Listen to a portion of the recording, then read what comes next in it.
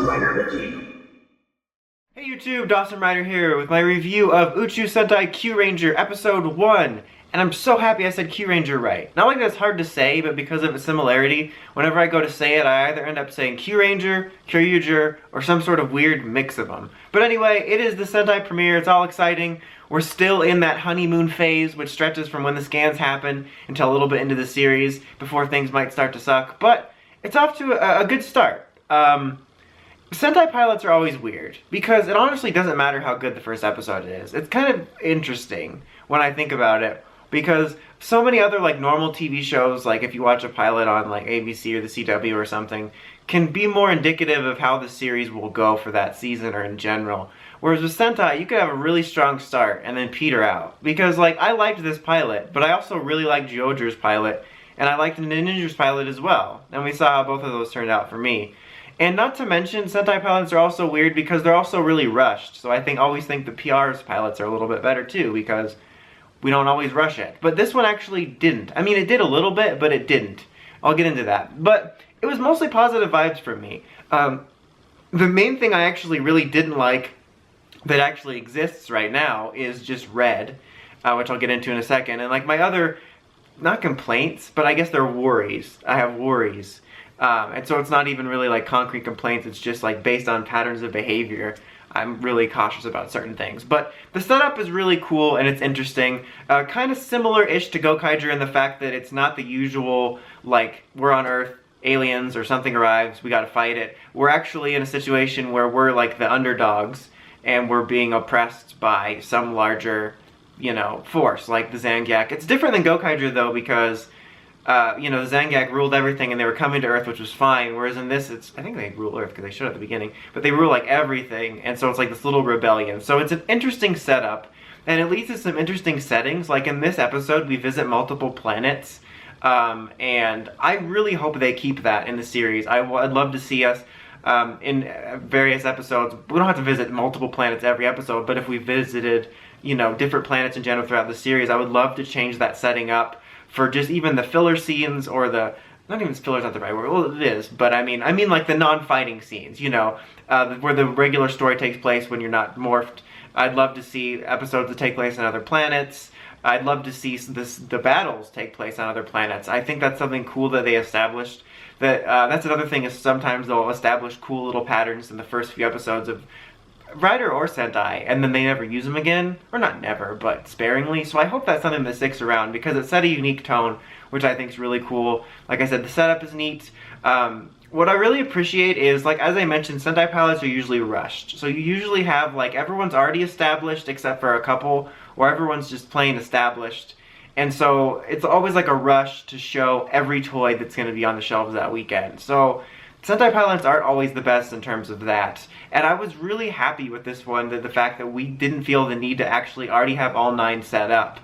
I was honestly expecting them to. I don't think I was necessarily expecting them to introduce all 9, you know, like as if, you know, Red went out on his quest and then met everyone else. Although I wouldn't put it past Toku. But I kind of assumed that they would start us off with all 9 already established, or at least 8 of the 9, and then have like our entry character like Red, and then, you know, do backstory later, just so you can be like, here's toys. But I was really happy with the fact we started with 3, Red was introduced, he's like, I want to be a Kyuranger, and then in his search he stumbles upon Blue, so we can get the 5 for the mecha. You know, it is a little bit rushed so we can get the mecha out there. To be honest, I would have been fine with if we were a little bit slower even, and this was 2 parts, and we focused on these 5 for the 2 parts and did the mecha. But still, not going to be too picky, because I'm happy that we didn't do all 9. Of course, technically, Pink, who is going to be Pink, the robot girl, was introduced into it, but she's not Pink yet. And in fact, even in the ending, they had like a little silhouette of all the Rangers, and then filled in the ones we've seen, and then I have the others, you know, blanked out. Not because we haven't seen them, because they're all over the opening and promotion and everything, but just to show we haven't got them yet. And it looks like next week's Gold and Silver, and then I'm assuming the week after is going to be Pink and Orange, and so I'm glad it's not going to be all 4 next week. Bottom line is, I really like that they actually paced themselves with that. I thought it was pretty good. A smidge rushed, but still very decent with the introduction of Red, and I thought it pretty organically stumbled into the introduction of Blue. So I appreciate that. It gives it a bit of pacing. Obviously, the specific colors of the 5 were chosen because of the Megazord, but I still thought thought it was interesting to have the starting off 3 we first see as green, yellow, and black.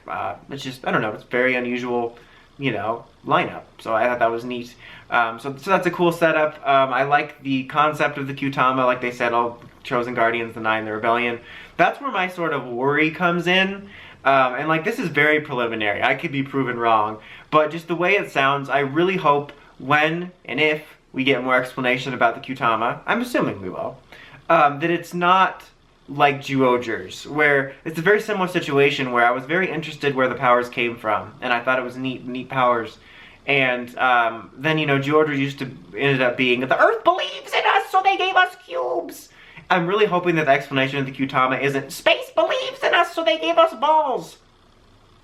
Yeah, so I just hope there's a cool explanation behind it. I mean, it'll obviously involve space somehow. I'm not saying don't involve space, but don't make it be this weird thing where a non-sentient object all of a sudden gets Toku nonsense feelings and then gives you powers. Especially with these, because I think there could be potential for a really cool backstory. So it's like, this is not even, like I said, considered a complaint. It's just a worry. I hope we get a cool explanations from it because of how much I like the power base. We could especially, you know, it'll be interesting to find out how Purple and Sky Blue are involved, since they specifically mentioned the 9 Kyurangers. So it'll be like, the Lost Kyurangers. So, and then not to mention, I'm assuming we'll probably at least get one more. I mean, honestly. But yeah, so that's just a worry I have. I hope that doesn't happen.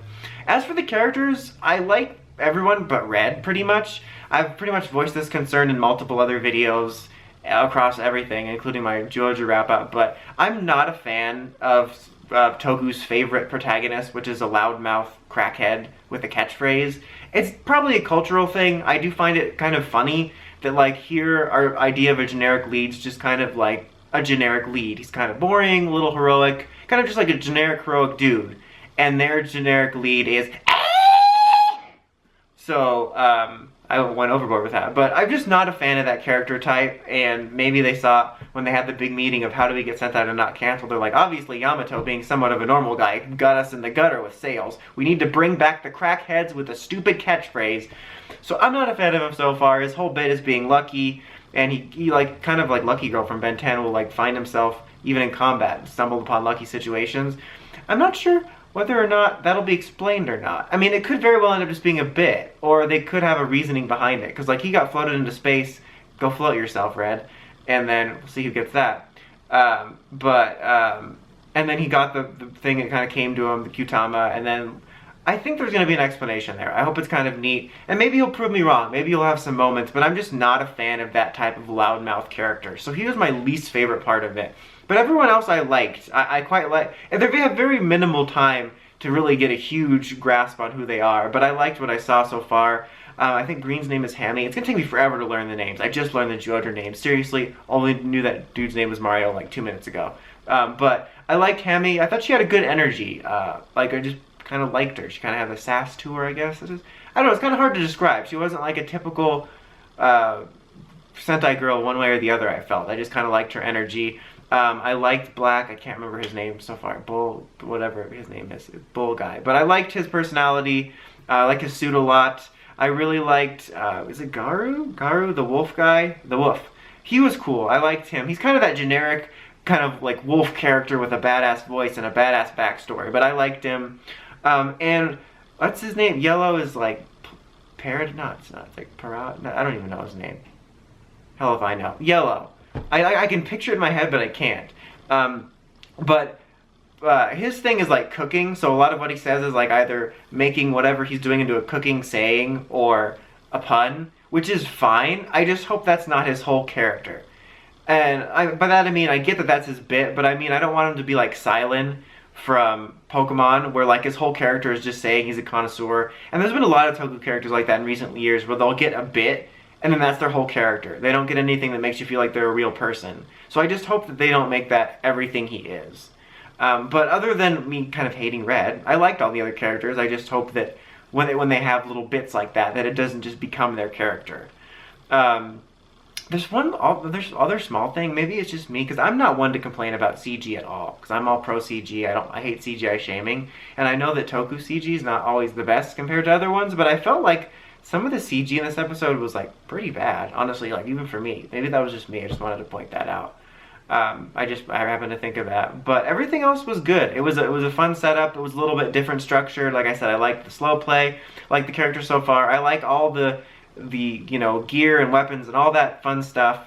And I like the mecha debut. I think it's really cool the way the cockpit is the Kyutama globes, and the way they're all 5 individually in there instead of in one giant one. I think it was really unique. The first battle was short but fun. There was some cool stuff with it not having its legs on. I like that they fought on another little planet thingy, and I would love to see that in the future. Something else I want to point out before I do my little end thing here is I really like the voice for all the gear, like the changer and the sword and stuff. Like, it's so nice to have a cool voice. It feels like Rider always gets the cool voices, and then most of the time Sentai gets like the loony bins. And like, it works sometimes, as much as I joke about the crackheads. Like, Kyuryanger's was fitting. Gokaiger's, after hearing it so long, was fitting, but it still seems like a weird choice for me. Honestly, if I could go back in time and somehow change it, I would still pick a more badass voice for Gokaiger than the crackhead voice. But my point is, I mean, everyone's gonna have different tastes, but I feel like Rider always gets the really cool sounding voices, and then we have like weird, like, or like the last year. So it's neat to have one that I actually like and will like hearing throughout the series. So I wanted to point that out before I forgot it. But yeah, overall, solid premiere. I'm still very cautious about it. I'm really hoping it turns out to be good. Hoping for the best, expecting the worst still. But I was at least entertained by the first episode. I would give it a 7.5. Anyway, that's about it. Until next time, make sure you have Crazy Podcast at writersrangerambles.com. And of course, don't forget to like, comment, subscribe. Until next time, Dawson Ryder, signing out.